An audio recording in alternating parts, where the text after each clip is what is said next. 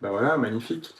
Alors, Donc, vas-y. donc aujourd'hui, on a une première tentative de ce sorte de podcast qui s'appelle, enfin qui va avec le compte, la chaîne, je sais pas comment il faut l'appeler, Processing Creativity, où on essaie de parler des questions qui concernent le processus créatif dans toutes sortes d'aspects. Et donc, on a le droit de dire ton nom quand même, Jean? Oui, Oui. évidemment, bien sûr.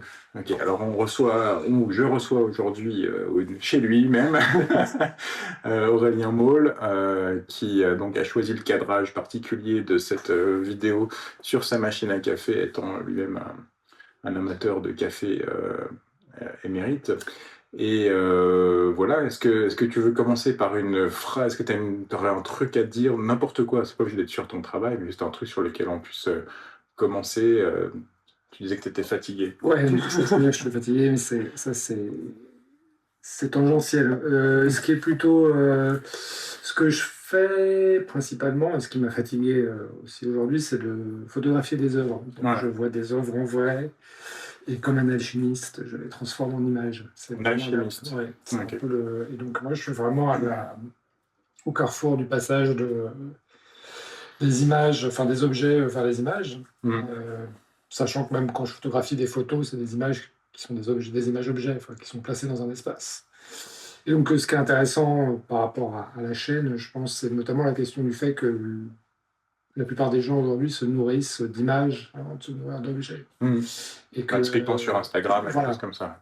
et que je pense que c'est, je sais pas que ce soit mal, c'est pas une question morale, mais c'est plutôt que on perd quelque chose. Enfin, je vois bien, moi, dans le processus de traduction des objets en images, je vois toute une partie qui n'est pas traduite et une Mm. partie qui est surtraduite, justement, pour arriver à la question de l'image. T'as un exemple concret ou peut-être que tu as vu aujourd'hui, comme ça, de Ben, qu'est-ce qui ne passe pas? par exemple, aujourd'hui, il y a des histoires de. Enfin, j'ai photographié donc, une exposition de jeunes commissaires au Palais des Beaux-Arts qui s'appelle Chermel Pomen. Et donc, c'était un mélange de peinture, de sculpture, d'objets anciens, d'objets contemporains et des objets voilà, avec la lumière qui était un peu la lumière d'ambiance. Et je pense que ce qui passe pas, notamment dans les cas par exemple de sculpture, c'est déjà c'est une image fixe, donc c'est un peu cette histoire comme ça de travelling qui passe pas. Le fait que par exemple quand on se retrouve à photographier des choses, on a les lois de l'optique qui font qu'on fait le point sur quelque chose, alors que quelque part notre œil est tout le temps en train de s'adapter, de près, loin, et quand il regarde un objet, il faut regarder l'objet en détail, un peu plus loin. Et donc je pense qu'il y a plein de choses comme ça, de cet ordre-là, Mm. qui passent pas. Et puis, tu ne fais que traduire des vis-à-vis, des correspondances, en faisant des champs contre champs. Enfin, il y a tout un vocabulaire qui est presque un vocabulaire du cinéma, Ouais. qui Et s'intègre du coup, tu là-dedans es obligé de faire plusieurs photographies pour pour une seule. restituer, voilà, pour restituer un petit peu les choses, pour restituer aussi le volume des objets. Mm. Et je pense que par exemple, la question de la surprise d'un objet qui, sous un certain angle, ne dit rien et Mm. tu vois, autrement, tout à coup est visible. Ben voilà, il y a des choses à faire que je dois traduire en deux images, Mm. alors que des fois c'est juste un mouvement. Enfin, tu vois, comment là notamment il y avait une sculpture qui ressemblait à une tête de buffle, mais sous un certain angle.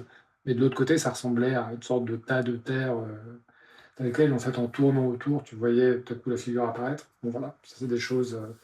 Euh, Cette pensée du volume, elle est Mhm. traduite en plusieurs images, mais c'est pas l'expérience de la chose. Ouais. Et donc, t'es photographe d'exposition, mais tu es aussi artiste plasticien. Je sais pas dans quel ordre ça vient, ou si tu Les, considères qu'il y a un ordre, mais est-ce que ton travail comment est-ce que ton travail de plasticien informe ton travail de photographe, ou est-ce que on a commencé par là? Moi, j'ai un très bonne idée de ce que vont donner les choses en images. Ça, c'est un peu mon expertise, je le sais. Donc, ce qui m'intéresse, c'est ces histoires de passage, de traduction. C'est un peu les choses qui, moi, me retrouvent dans mon travail. Mais après, c'est pas un point central, puisque la question de la vue d'expo, c'est d'abord une économie pour permettre de payer des productions des œuvres sans avoir à faire des bourses ou sans avoir à être dépendant de ventes.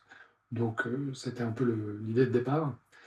Et ça a plutôt pas trop mal marché. Après, cette grande liberté, quelque part, fait que j'ai pas développé un chaîne constructeur très fort, pour reprendre un vocabulaire qui y tient, et que bah, je navigue un peu plus à vue. Mais je pense que ça a aussi son intérêt. Enfin, à force en fait de faire des choses, il se dégage quand même des lignes de force, notamment sur la question des techniques. Voilà, comment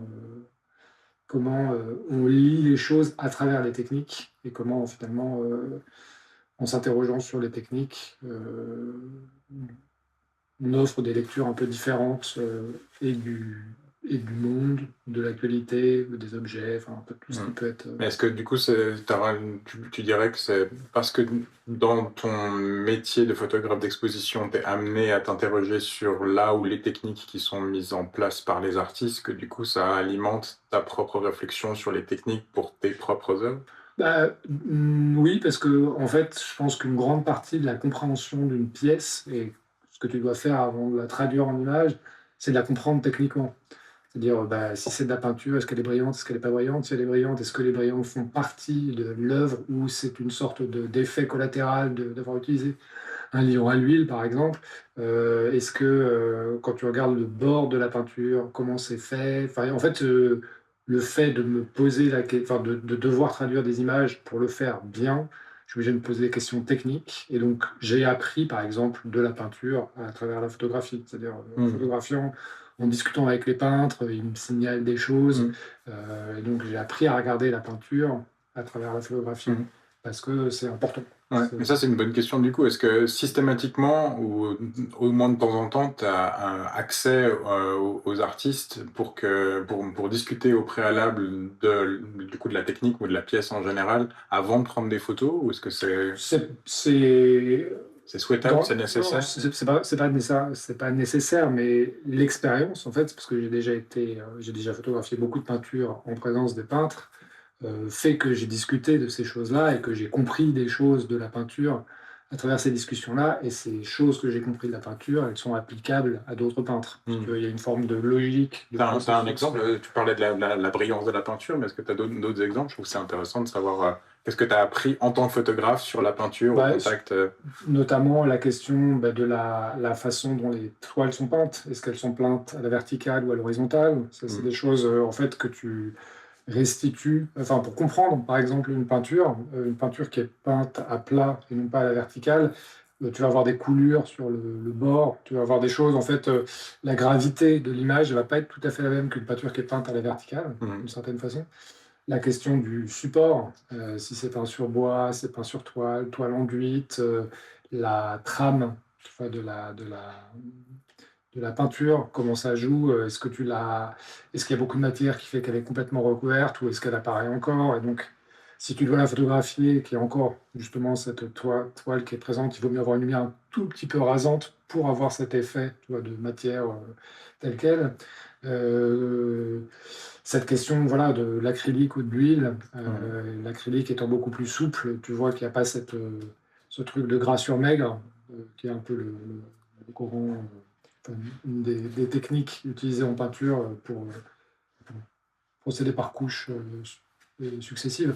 Donc plein de petites choses comme ça, en fait, que j'ai compris techniquement de la peinture, que j'avais un peu appris au Louvre, mais qui, quand tu discutes avec les peintres, bah, ont une forme d'importance, comment comment tu fais ressortir des peintures de fond, euh, enfin, des épaisseurs à travers la toile. C'est des Hmm. choses.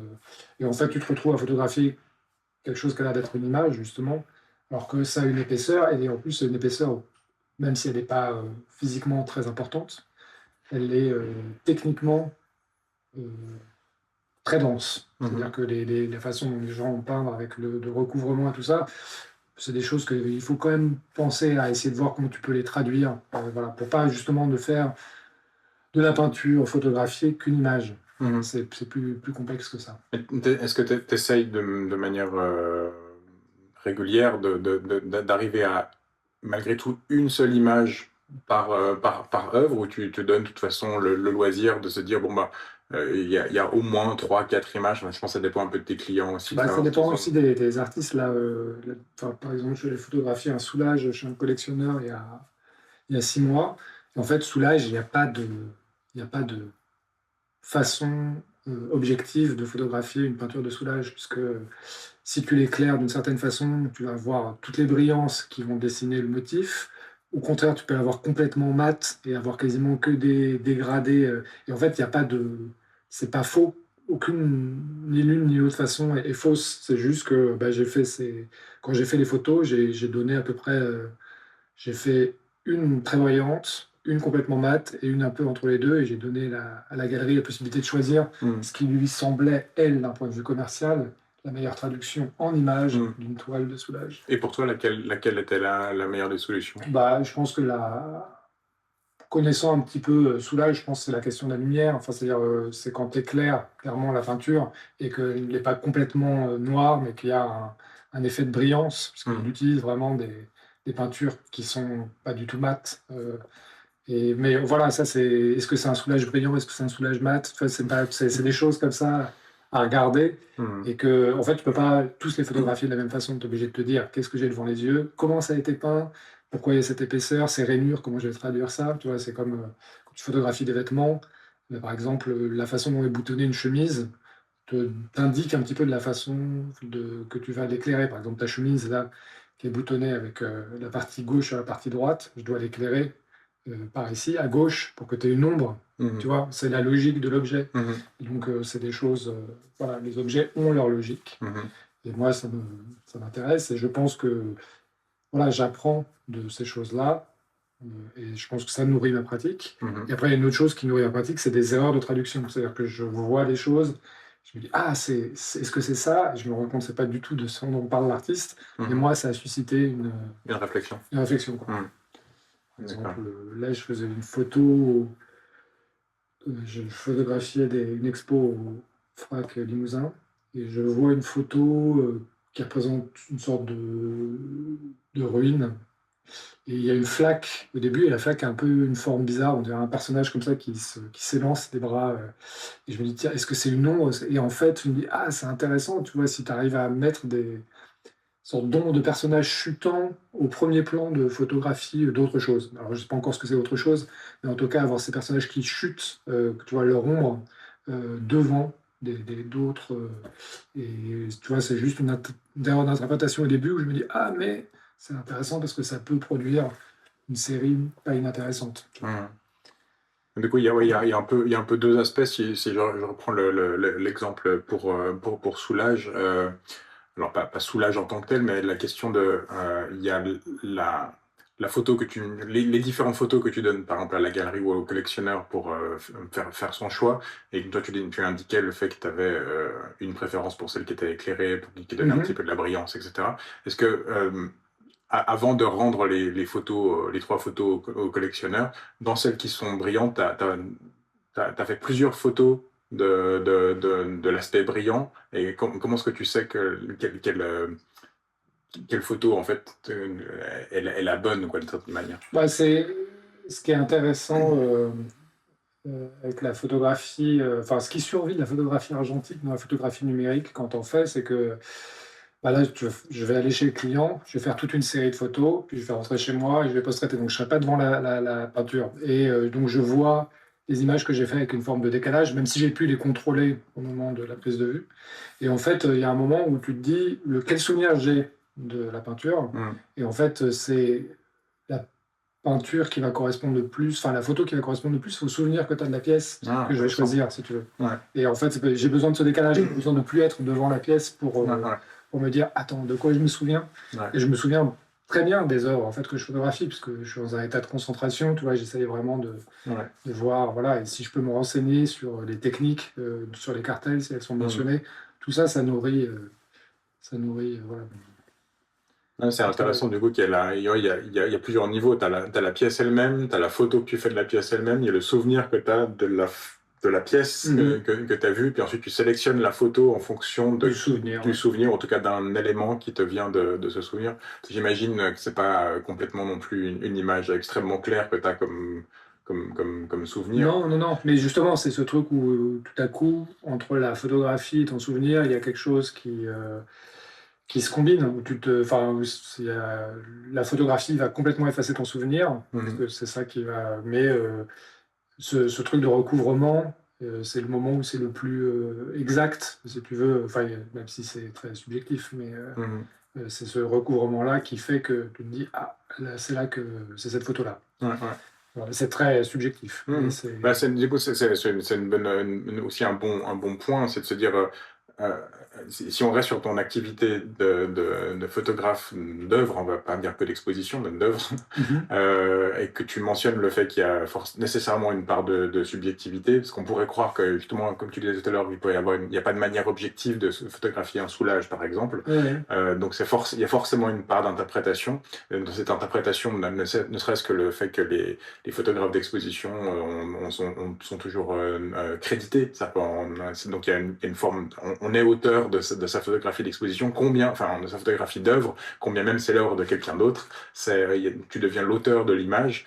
Et donc, il y a quelque chose de toi, d'une certaine manière, qui passe, combien même tu essaies de rendre quelque chose de l'expérience subjective d'un autre. En fait, c'est ton expérience subjective de l'expérience subjective d'un autre oui, que tu oui, essaies de capturer. ouais, ouais. Donc, il y a ces deux en même temps, quoi. Mais ce qui est intéressant aussi, c'est que les œuvres changent. Une œuvre qui a 60 ans, si elle a été photographiée à 60 ans, elle ne sera pas photographiée de la même façon maintenant. Mhm. Et on peut s'imaginer dans le futur, elle n'aura pas non plus la même restitution, quoi. Bah, ne serait-ce que pour des questions techniques aussi. Pour des questions tout à fait techniques, mais voilà, par rapport aussi aux demandes de ce que c'est, enfin, oui, des techniques de l'époque, et les techniques en 60 ans sera peut-être tu as la spectrométrie, enfin, tu auras peut-être quelque chose qui te Mhm. permettra d'éclairer différentes lumières, de combiner, d'avoir du volume, enfin, d'avoir une sorte d'objet déjà en 3D, enfin, je ne sais Ouais. pas, c'est une restitution. Mhm. Et voilà, mais est-ce que aussi c'est l'œuvre? Bon, ça, c'est des questions Ouais. de... je ne sais pas. Mais ça reste du coup cette idée de ce sur quoi tu as commencé, cette question d'alchimie, d'essayer de transmuter quelque chose.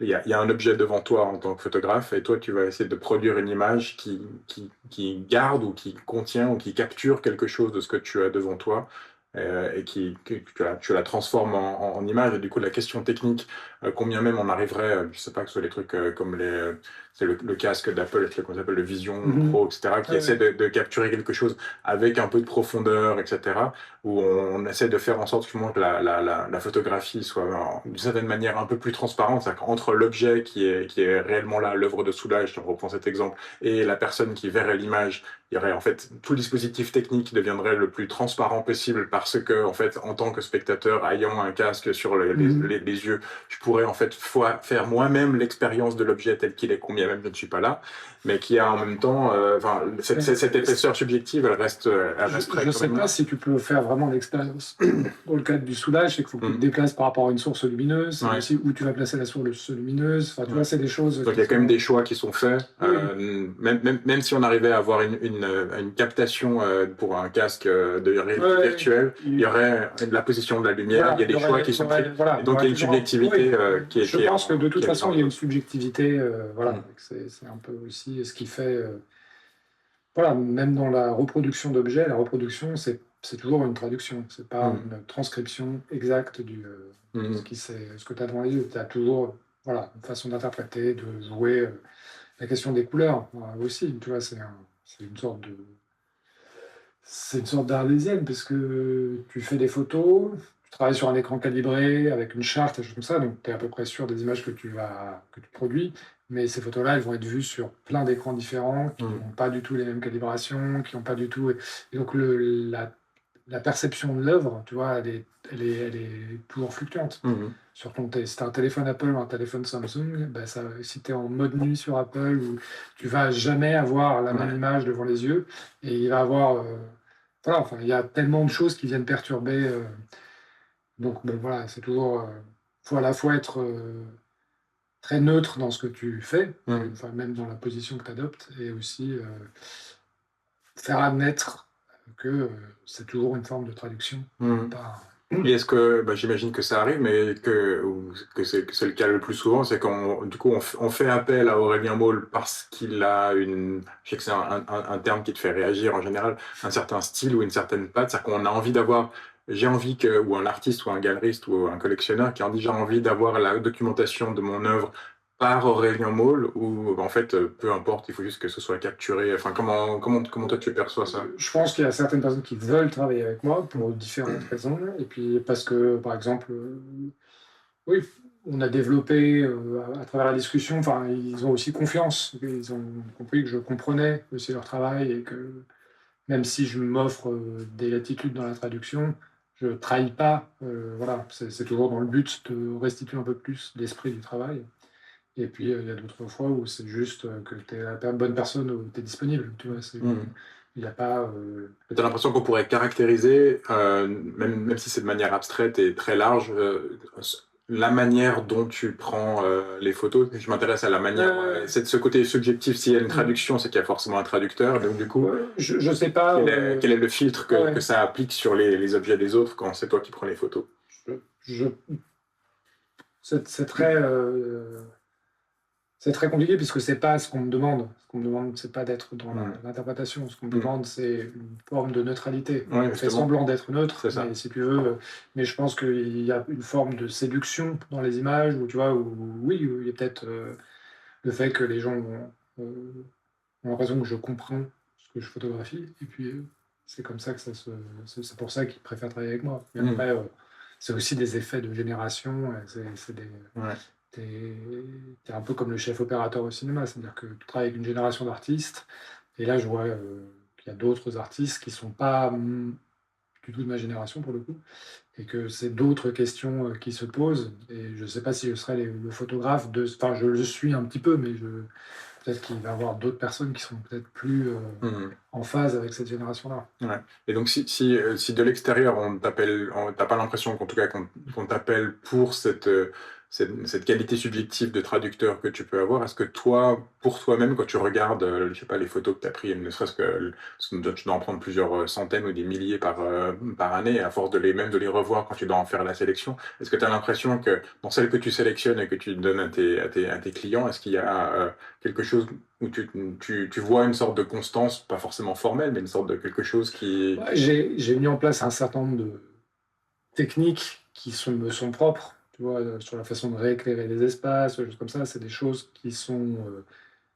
voilà, très typiques de ce que je fais. Donc je reconnais, si tu veux, les techniques que j'ai mis en place, mais elles me permettent et de gagner du temps et de voilà, d'avoir cette écriture assez propre, tu vois, des espaces.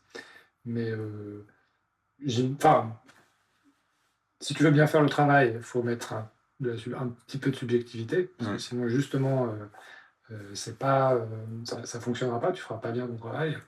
Et voilà, c'est des questions de dosage, de subjectivité. Et c'est comment, dans tout ce qui n'est pas ce travail photo, il y a peut-être plus de subjectivité quand je fais mon travail à moi. Ouais, c'était ma question suivante, du coup, de se dire, est-ce que tu as l'impression d'avoir la même dose de subjectivité quand tu prends des photos d'œuvres que quand tu réalises tes Non, propres œuvres? Et comment se ouais. négocie la La différence? différence, c'est que quand je fais des photos d'œuvres qui ne sont pas les miennes ou que je pense pas, qui sont pas liées à mon travail, je suis dans un travail de commande, donc il y a des attendus, il y a un attendu de neutralité, et en fait, je peux travailler dans une sorte de des limites. Tu vois, ma subjectivité, elle doit pas être, tu vois, je vais pas envoyer de la lumière orange sur les choses. Enfin, tu vois, tu dois rester dans une forme de limite qui, euh, qui sont celles de la photographie documentaire, d'une certaine façon, mais c'est quand même assez large. Si tu veux. Les paramètres que tu peux modifier dans cet espace-là sont justement assez larges, et tu peux faire preuve de subjectivité. Quand tu travailles pour toi, il y a moins de limites. Si tu peux aller plus loin dans ce que tu veux faire. C'est justement, après, c'est des histoires d'un temps plus long et d'écriture de, de ton travail, c'est-à-dire comment les gens le perçoivent. Là, j'ai des idées de pièces qui sont liées à des photographies d'œuvres, et je me dis, j'ai pas envie de les faire parce que ça va me... Enfin, tu vois, ça va faire en sorte que le travail de photographie d'expo soit associé à nouveau plus étroitement à ça, et je voudrais pas, si tu veux, je pense que la photographie m'intéresse plus que la photographie d'expo, et il se trouve que je pratique beaucoup la photographie d'exposition, mais en fait, je pratique aussi, à travers la photographie d'exposition, la photographie. Ouais. Et c'est ça qui m'intéresse, c'est que en fait, faut pas que je devienne, enfin, cette question du style ou les choses comme ça, tu vois, associé à, ah oui, enfin, un peu comme Louise Woller, on va dire, qui est lié à la photographie d'œuvres. Ouais. Moi, je veux pas faire de ça l'unique sujet. Je veux qu'en fait, la photographie d'œuvre, c'est de la photographie et il faut la prendre en tant que telle. Mais je pratique aussi d'autres types de photographie, et plutôt j'ai plutôt une pensée conceptuelle de mon travail, dans lequel la photographie d'exposition est une partie, mais mon intérêt est plutôt sur la photographie, les techniques photographiques, Hmm. la lecture qu'on fait des images. Je te pose aussi la question parce que pour resituer un tout petit peu, dans le cadre de ma thèse, je t'avais questionné déjà plutôt sur ton travail plastique en tant qu'artiste plasticien, et cette question de la subjectivité, de la place de la subjectivité dans ton propre travail. Ce qui m'avait intrigué, c'était le côté où il y avait quelque chose qui était un petit peu de l'ordre de ce que tu décris à propos de la photographie d'exposition. C'est-à-dire d'essayer de si on fait appel à toi en tant que photographe d'exposition, on attend de toi que tu mettes pas trop, enfin un petit peu, mais pas trop de subjectivité dans un cadre, etc., restreint. Et je me rappelle que dans le cadre de mes questions sur ta pratique artistique, tu m'avais parlé longuement de cette œuvre. Alors je me rappelle plus déjà l'artiste, évidemment ça m'échappe, avec les miroirs qui se font face. Pistoletto. Un pistoletto. Donc je te laisse peut-être la décrire. Le mètre cube d'infini, Ouais. qui est une sculpture de Michelangelo Pistoletto, qui est un cube, donc constitué de miroirs, mais les miroirs sont tournés les uns vers les autres, donc tu vois jamais l'intérieur de la boîte, mais donc ça s'appelle le mètre cube d'infini parce que tu peux t'imaginer que un rayon lumineux qui rentrerait serait de toute façon pris infiniment dans cet espace Mhm. tel quel, à la fois qui rebondit, et puis tu as l'effet d'optique, quand tu mets deux miroirs l'un en face de l'autre, que tu te décales légèrement, tu as une sorte d'effet comme ça de profondeur où tu as l'impression de basculer comme ça, effectivement, dans l'infini. Donc c'était là. Ouais. Et donc, pour moi, le rapport se fait dans le fait que, si je me rappelle bien ce que tu me disais à l'époque à propos de cette pièce et qui faisait des échos par rapport à ton travail plastique, c'était justement le fait que ce qui t'intéressait là-dedans, c'est qu'il y avait assez peu de l'artiste, et qu'il y avait, pour le dire avec les mots qu'on utilisait tout à l'heure, il y a une sorte de dispositif technique qui consiste à mettre, par exemple, justement ces miroirs face à face, etc. Donc, il y a quelque chose qui fonctionne tout seul, et comme une sorte de dynamique, comme une sorte de moteur photonique Ouais, ouais. là-dedans, et que c'est pas. Tu choisis un peu si toi tu étais Pistoletto, tu choisis un peu les paramètres de ce truc-là, mais une fois que les paramètres sont posés, eh bien, il y a une sorte de truc qui fonctionne tout seul, et que c'était un peu ça qui t'intéressait dans cette œuvre-là. Est-ce que ça, encore au jour d'aujourd'hui, ça te parle par rapport à ton travail Ouais, plus oui, spécifique? effectivement, c'est un peu enfin, c'est une œuvre qui fonctionne sur plusieurs principes. Elle fonctionne sur une idée poétique, c'est-à-dire le fait tout à coup de produire de l'infini. Enfin, tu vois, c'est comme le socle du monde de. Son nom m'échappe, tu sais, qu'est ce. Manzoni, c'est pas Je crois Manzoni? que c'est Mondoni, ouais. Mm. Voilà, où tu as juste ce socle où c'est écrit à l'envers, et c'est Mhm. juste des effets de retournement. Donc le geste est assez simple, mais il a une forme de poésie, et je pense qu'il y a une poésie là-dedans. Je pense que la partie Pistoletto, c'est le rapport à l'infini. C'est quelqu'un qui a un ego énorme, et donc, si tu veux, t'as l'impression qu'il doit affronter des choses qui sont démesurées, donc l'infini étant non Mm. mesurable, c'est démesuré.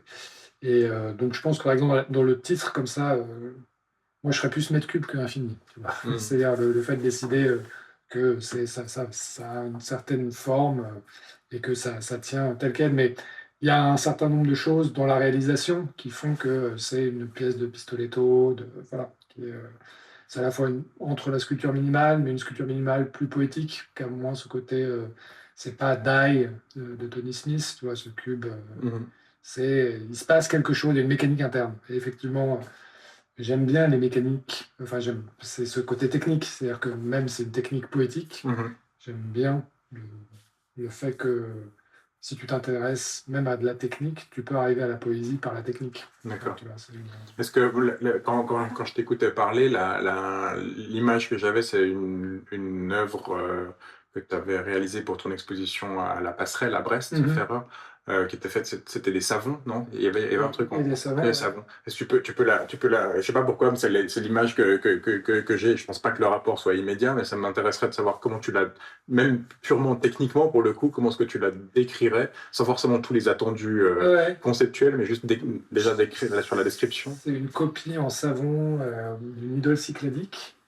Et en fait, le principe de l'œuvre, c'est que si tu peux la considérer comme une sculpture ou tu peux la considérer comme un savon, en fait, si tu enfin, en fonction de l'usage que tu en as, elle prend deux voies complètement différentes. Hmm.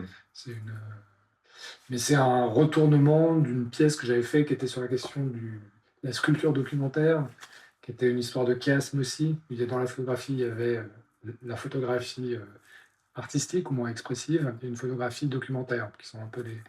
Et donc, je me disais, dans la sculpture, on est toujours dans une forme de sculpture expressive. Et je me posais quelle était la question de la sculpture documentaire. Et donc, quand j'avais fait cette expo en Inde, pour tester un peu les compétences des étudiants avec lesquels je travaillais, je leur ai demandé d'acheter un savon, de le copier en pierre et de se laver les mains avec ensuite avec le vrai savon et de le recopier 3 semaines plus tard. Et donc, en fait, tu avais deux sculptures et qui parlait justement d'un usage, enfin, qui venait documenter deux objets à deux étapes différentes, quoi. Et la question des savons dont tu parles à Passerelle, c'est presque des choses un peu inverses. Tu vois, à nouveau, c'est un chiasme du chiasme, c'est-à-dire c'est des sculptures en savon et c'est plus des savons en sculpture. Alors, précise un petit peu. Parce que dans l'expo en Inde, au final, j'avais des savons sous forme de sculpture, enfin, qui étaient des sculptures en pierre, alors que à Passerelle, c'est l'inverse, c'est des savons qui sont des sculptures. Tu vois. D'accord. C'est pas des sculptures qui sont des savons. Et si on devait, même si c'est forcé un peu à gros traits, si on devait ramener ça au niveau justement de cette mécanique, cette logique interne dont tu parlais plus tôt, comment est-ce que tu envisagerais la question de la logique interne de l'objet pour cette sculpture en savon? Ben, la sculpture en savon, elle est aussi prise dans la question d'exposition de Passerelle, puisque tous les objets étaient photographiés toute une journée. C'est une sorte de time-lapse d'une journée comme ça, et donc ça, c'était le film sur lequel on arrivait. Ensuite, tu avais les objets qui étaient recopiés dans plein de façons différentes. En fait, c'est des copies de copies de plein de façons. Et si tu veux,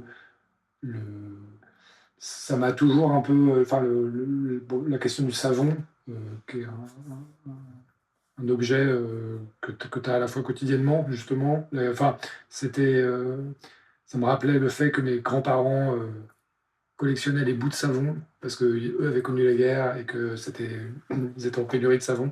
Donc avec plein de petits bouts de savon, tu peux refaire un savon, des choses comme ça. Et donc j'aimais bien ce truc aussi, un peu non précieux. Enfin, c'est comme c'était des copies de copies de copies. Ce qui les singularisait quelque part, c'était leur usage après l'exposition.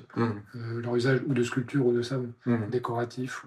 Est-ce que tu as fait l'usage d'un de ces savons en tant que savon? En fait, j'en avais laissé un dans les toilettes du centre d'art. Ouais. Et comme je suis revenu ensuite faire des photos là-bas, j'ai vu que voilà, ils disparaissaient. Et ce qui est assez beau, c'est aussi comment, quand tu les utilises, c'est d'abord le nez, toutes les aspérités qui vont disparaître. À la fin, voilà, tu perds petit à petit la forme de l'objet. Donc tu as fait des photographies du coup du savon? Non, il a disparu tel quel. Enfin, si tu veux. Ça, c'est une expérience que tu as faite toi. En fait, si je le photographiais, tout à coup, ça ferait de ce savon-là un truc très particulier. Ouais. Voilà, alors que ce qui est intéressant, c'est justement que il y a ces savons-là et puis ils vivent leur vie différente en fonction de... J'en ai un dans mes toilettes. Que tu utilises comme savon? Non, que j'utilise comme sculpture. C'est là que c'est rigolo. Bon, ben je vois. Parce que tu le places dans un endroit où justement il devrait être considéré comme un savon, alors qu'il est là, il fonctionne comme une sculpture. Ouais. Donc c'est aussi la question, dans les logiques comme ça, il y a aussi les questions de contre-pied, un peu enfin, quand tu parlais de l'expérience en Inde, ensuite le contre-pied de ça, c'est l'expérience à Passerelle, et à Passerelle, quand tu parlais de chiasme. Après, tu te rends compte qu'il y a des les pièces ne fonctionnent pas tout à fait de la même manière, mais c'est sculpture, savon, savon, sculpture, et tu vois que finalement il y a des choses qui... tu as ces effets de retournement. Mais ça, c'est des choses que par exemple, qui me viennent aussi de ta fréquentation, parce que tu as beaucoup pensé des pièces qui étaient sous forme de chiasme, justement, et ce truc comme ça, tu te dis, tu vois, c'est logique, c'est dû à la fréquentation d'autres artistes, discussion sur les choses, tu te dis, tiens, ils mettent en place des outils, et il se trouve que dans ce contexte précis, ça faisait sens de réutiliser ces outils-là. D'accord. Et pour essayer de boucler un petit peu, comme ça nous permet aussi de finir ce premier épisode hypothétique, c'est de se dire, est-ce que, si on reste sur la sculpture en savon, est-ce que tu t'es amusé, j'imagine, à les photographier en tant que photographe d'exposition, tes propres pièces? Toute l'exposition, elle est photographiée par moi. Et je fais l'exposition, je connaissais très bien le lieu, puisque j'avais fait des photos d'expo avant. Et Ouais. donc Étienne Bernard m'invite et me dit, voilà, on va faire cette expo. Et toute l'exposition, elle est faite pour être intéressante d'un point de vue photographique. Enfin, tu vois, pour que Mhm. et donc ces sculptures sont réparties un peu comme ça dans l'espace, dans des dispositifs qui sont des dispositifs d'exposition, que ce soit la boîte noire, que ce soit la galerie du Louvre d'Hubert Robert qui est en lumière naturelle, Mhm. ou que ce soit les tablettes, qui étaient une reprise des tablettes de la galerie 291 de Stiglitz, Mhm. sur lesquelles les objets étaient posés. Et le principe de l'exposition, c'est qu'en fait, il y avait zéro lumière artificielle et que le temps variant dans la journée, il y avait donc des variations de luminosité, c'est ce qui Mhm. m'intéressait. Donc, en tant que photographie, ça crée des images avec une lumière assez douce, parce qu'en direct. Et le principe aussi, c'est qu'il y avait ces écrans, je ne sais pas si tu te souviens, avec Mhm. des masques qui étaient posés dessus. Donc, c'était des écrans, des télés plates, et qui était à la verticale, verticalisée sur le mur. Et il y avait juste des plages de couleurs qui passaient, tu passais du bleu Mhm. au orange, enfin, c'était très doucement. Et j'avais suspendu des masques africains dessus. En fait, l'effet de cet objet-là, c'était que quand tu le regardais frontalement, tu avais un doute sur le fait qu'il s'agitait d'une sculpture ou d'une image. Tu vois, Mhm. ça aplatissait complètement ça. Et ça avait un autre effet, c'était que comme l'expo était en novembre, la nuit tombait, et qu'à un moment, comme il n'y avait pas de lumière extérieur, la seule lumière, c'était ces moniteurs qui changeaient de couleur. Mhm. Donc, tu te retrouves avec des couleurs assez belles, et des photos que j'ai pu faire de ça Ouais. sont, voilà. Parce que tu as un site internet avec ton travail plastique Mhm. en particulier, est-ce que sur ton site internet, tu as la documentation de enfin, de cette série de sculptures en savon? Et si oui, à quoi ressemble la photo qui représente? Bah, c'est la photo, parce que la photo, c'est à la fois des photos de documentation d'exposition, et de chaque objet qui était présenté, j'avais fait une photo sur un fond neutre, Mhm. mais coloré. Et la photo avait été imprimée deux fois, une fois donc avec l'imprimante couleur standard, et puis une seconde fois en remplaçant toutes les encres par des encres noires. Et donc la machine avait les mêmes instructions, sauf que comme elle n'avait pas les mêmes couleurs au départ, en fait, tu te retrouves avec une sorte de tirage noir et blanc, très peu contrasté, très doux. Et donc c'est l'image sur fond coloré qui me sert, moi, de référence pour le travail. Mhm. Donc quand tu dois parler de ce travail, et peut-être qu'on pourra mettre l'illustration, Ouais. l'image que tu me donneras de C'est la une sculpture en idole, savon. voilà, c'est une idole verte Ouais, sur fond. C'est une idole blanche sur un fond vert, ok. qui est assez moche. Je veux dire, c'est assez agressif. Mhm. Et en plus, il y avait un cadre violet autour. C'était Mhm. vraiment un peu les couleurs du Joker. Et c'est assez, voilà. Mais en fait, toutes les œuvres qui étaient dans l'expo, elles étaient documentées plein de fois. Tu sais, il y avait aussi ces tirages Mhm. noir et blanc qui avaient été faits avec trois vidéoprojecteurs qui étaient tous, qui dataient d'il y a 10 ans, enfin 10 ans, 5 ans, et le moment où j'ai fait les photos. Mhm. Et en fait, j'avais fait donc ce film qui était projeté, j'avais fait des photogrammes des objets donc, qui étaient pris. Et donc, tu avais la trame des vidéoprojecteurs, plus tu avais des histoires de définition, quoi. C'était le même fichier, mais la qualité du vidéoprojecteur faisait que tu ne pouvais pas.